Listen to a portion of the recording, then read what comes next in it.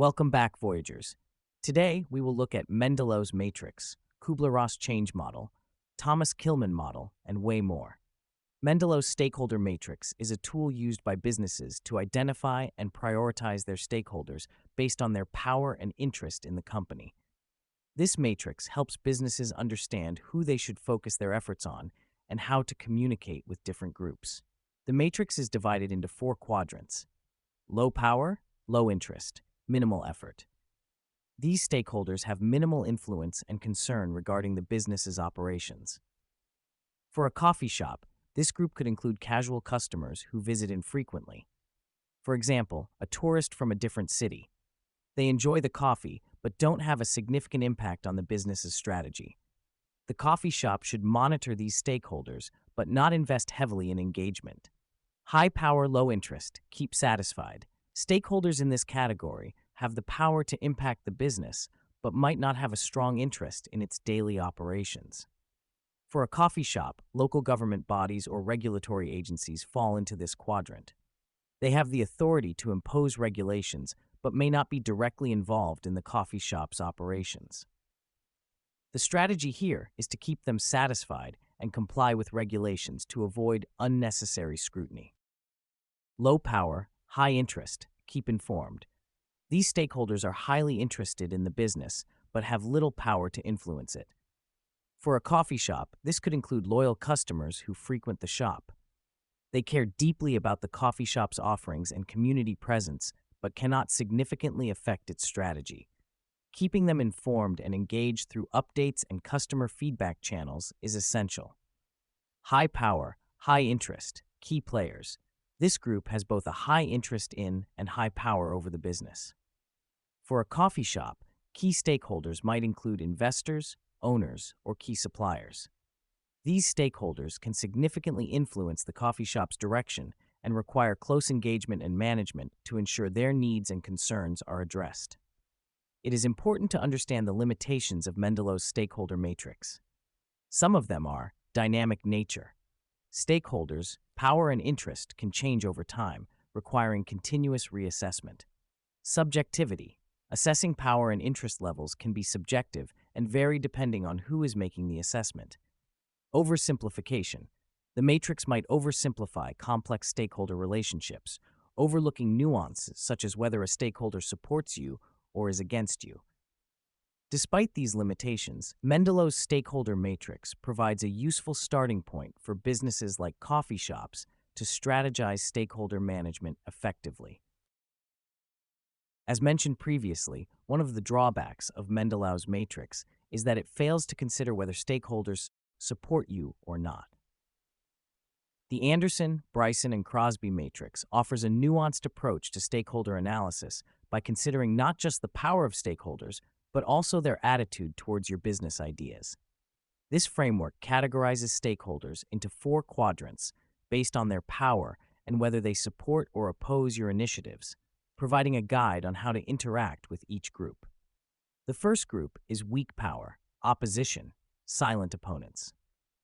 Let's consider the scenario of implementing a new, automated espresso machine system to enhance efficiency and consistency in coffee preparation. In this scenario, baristas might represent the silent opponents. While they may not have the power to directly influence the procurement decisions or the overall strategy of the coffee shop, they could oppose the idea internally due to fear of job security or reduced hours.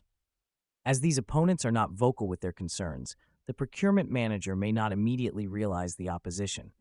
It's crucial to monitor the sentiment among the staff closely and engage in open communication to understand their concerns.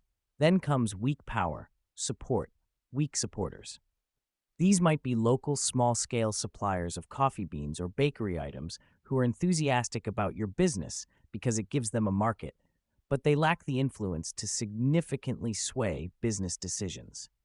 To manage these stakeholders, keep them satisfied by ensuring timely payments and exploring opportunities to promote their products in your shop. Next is strong power, opposition, strong opponents. A strong opponent could be the local coffee producers association. This group has significant influence due to its collective ability to supply quality coffee beans and its network within the local market. If the procurement manager decides to source coffee beans from international suppliers at a lower cost to increase profit margins, the local Coffee Producers Association could oppose this idea strongly. To manage this strong opponent, the procurement manager needs to engage in dialogue and negotiation with the association. Finally, strong power and support, strong supporters. Key stakeholders like major investors fall into this category. They not only support but can significantly influence the success of your business.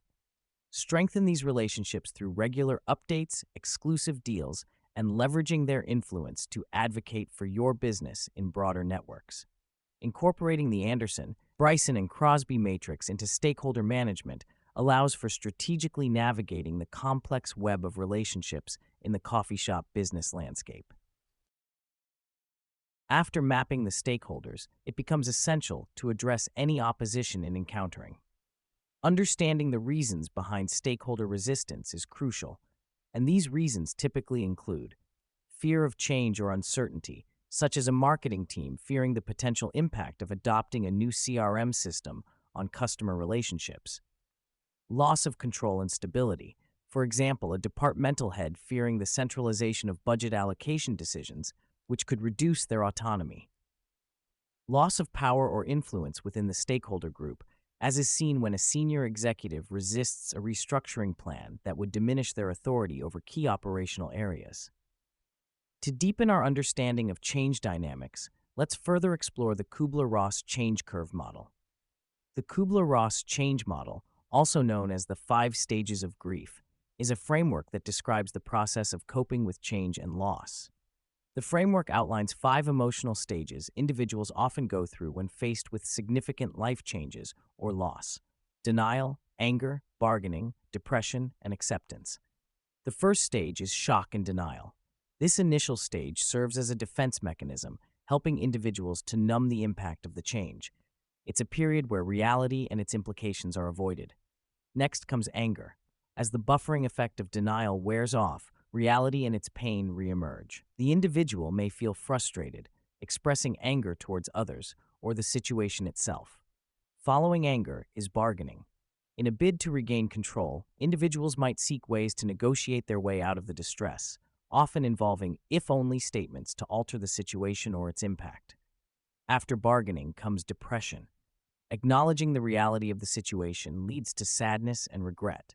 This stage reflects a preliminary acceptance of the situation, with individuals often feeling overwhelmed, helpless, and sorrowful. Finally, acceptance. The final stage is marked by coming to terms with the reality of the situation. It doesn't imply happiness, but rather a recognition of the new norm and finding ways to move forward. While originally applied to grief, the Kubler-Ross Change Model has been adapted to understand reactions to various types of change, including in the workplace and personal life transitions. So what do you do when conflict arises? There are several methods of conflict resolution. Let's examine the Thomas-KIlmann Model. The Thomas-KIlmann Model is a theory that outlines 5 main styles of conflict resolution. These styles are based on 2 dimensions: assertiveness and cooperativeness. Let's explore each style with an example in the business environment. Avoiding, low assertiveness, low cooperativeness. In this style, people do not address the conflict directly. It's like saying, "I lose, you lose."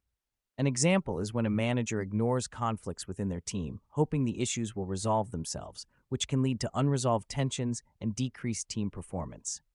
Accommodating, low assertiveness, high cooperativeness. This style involves giving in to the other side's demands, often at one's own expense. It's a lose-win approach. For example, a small business owner might accept unfavorable terms from a supplier to maintain a good relationship, even if it means lower profits for their business. Competing, high assertiveness, low cooperativeness. In this approach, one person pursues their own concerns at the expense of others. It's like saying, "I win, you lose." For example, in a company, a manager insists on cutting the budget of one department to ensure their own department's project gets maximum funding, disregarding the concerns of the other department. Collaborating, high assertiveness, high cooperativeness. This style involves working with others to find a solution that satisfies everyone. It's a win-win situation. For instance, two teams in a business need to use the same conference room. Instead of competing for the space, they collaborate to create a shared schedule that allows both teams to use the room efficiently. And the last one, compromising, moderate assertiveness, moderate cooperativeness. Parties find a middle ground where each gives up something to reach a mutually acceptable solution. It's a lose-win or win-lose situation, but fair. A business example is when two departments are allocated a shared budget and decide to split it equally to manage their essential expenses, even though each had hoped for a larger share. These styles show different ways individuals approach conflicts and negotiations in the business environment, highlighting the importance of choosing the appropriate style based on the situation to achieve the best outcomes. For a large strategic project, you may need to organize a cross-functional team. While cross-functional teams have numerous benefits, it is important to understand how to manage such teams.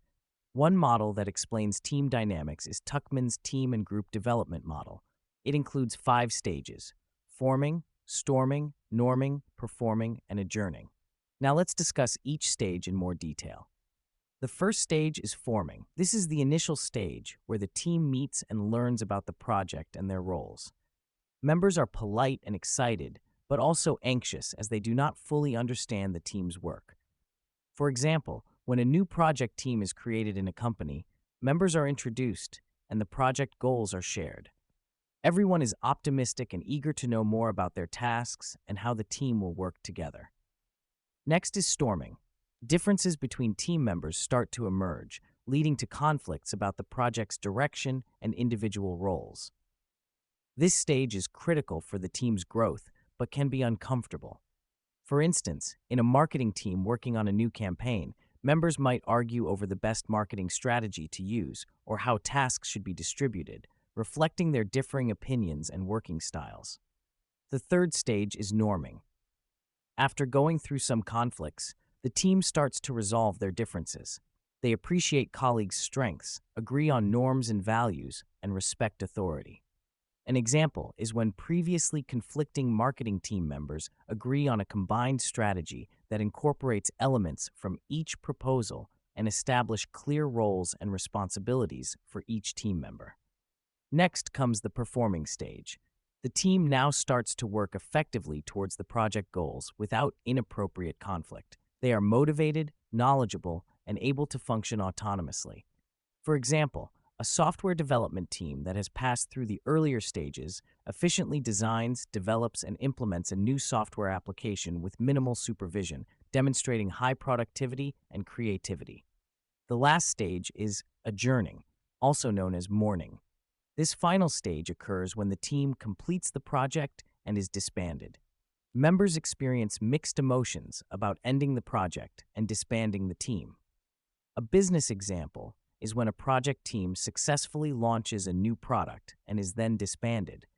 Members might feel proud of their accomplishment, but also sad to say goodbye to the team dynamics and friendships formed.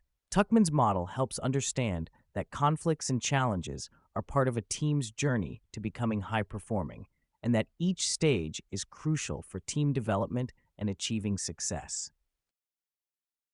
Thank you for joining us on this thrilling journey. Subscribe to our channel for more entertaining and educational videos. Please don't forget to hit the like button if you really enjoyed our voyage.